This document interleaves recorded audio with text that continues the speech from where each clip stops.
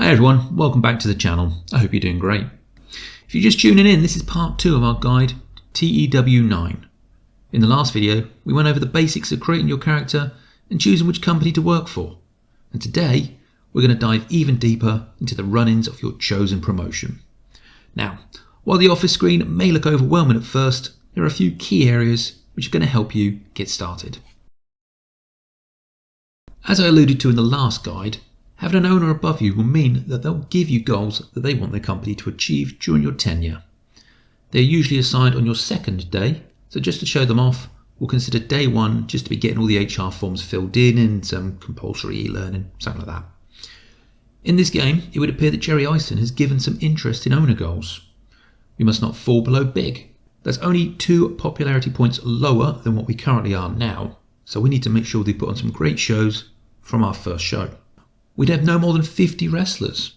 So that means we can only hire 2 more unless we want to let some people go.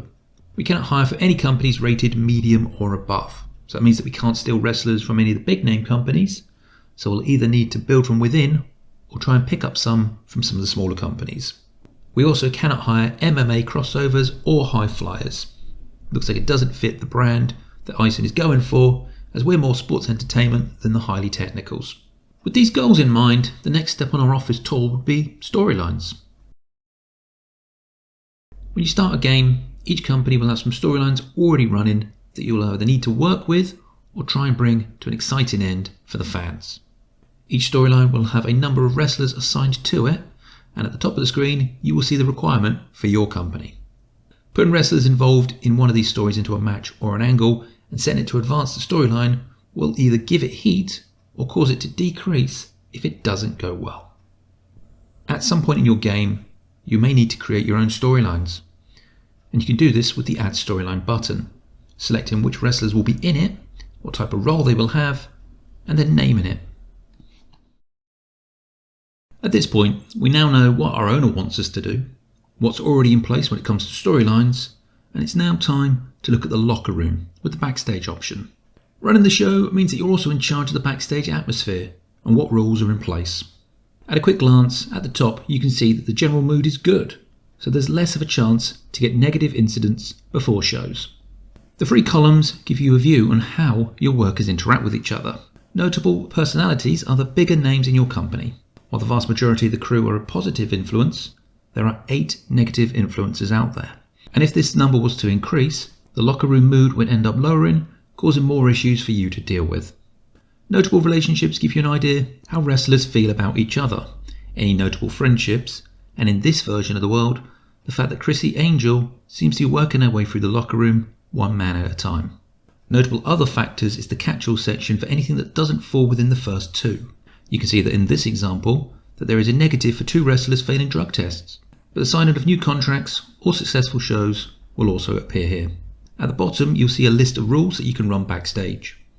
Some will increase the mood, like hotels and transports being paid for, or a chiropractor being arranged, but this will increase your show costs, while banning drugs, alcohol, or outsiders may stop some bad behaviour, but could lead to a lower morale due to its strictness.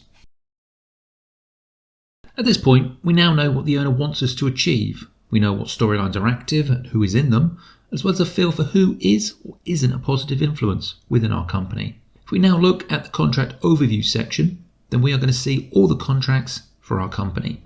By default, it would display them by the soonest expiration at the top. You can see which company they're with, how much they're paid, and what type of contract they have. When it comes to contracts, there are 4 different ones that a wrestler can sign, but really, it's just a variation of 2 types. First up is a written contract. It's a legally binding agreement to have a wrestler for a set period of time. They get paid monthly, regardless of whether they wrestle or not. They're required to give you notice should they want to leave if you've not put them on an ironclad deal. And it allows you to lock in a good wage for years at a time. But you will need to pay them should you want to let them out early. A handshake is a gentleman's agreement on an ongoing basis. These wrestlers are usually paid for each show that they work, and they don't have to give you any notice should they decide to work elsewhere. But you don't need to pay them anything should you want to end your agreement with them. An exclusive contract means that they'll work for you and you alone, and upon signing an exclusive contract will need to give in their notice at their current employer. With all the information that we've gathered, We know that we are soon going to need to make a decision on what to do with ZHB, Marshall Dillon, Spencer Spade, Huey Cannibal, and Jungle Lord. Spencer Spade is involved in the long-running Rat Pack storyline. He's the leader of the Rat Pack stable, and he holds the SWF North American belt. Giving him a new contract when it's up for renewal next month is probably a good idea. But instead, you can make him drop the belt to Hollywood Bret Starr at the next pay-per-view, and then let him leave when his contract expires if you want to shake up the roster. And that's going to wrap up part 2 of our TEW 9 guide. Now you've got to handle owner goals, storylines, and managing the locker room atmosphere, so you're well on your way to running a successful promotion. If you found this helpful, don't forget to drop a like and hit that subscribe button so you don't miss part 3, where we'll be covering booking your first show. As always, feel free to leave any questions or thoughts in the comments below. I'd love to hear how your games are getting on. Thank you for watching. I'll see you in the next one.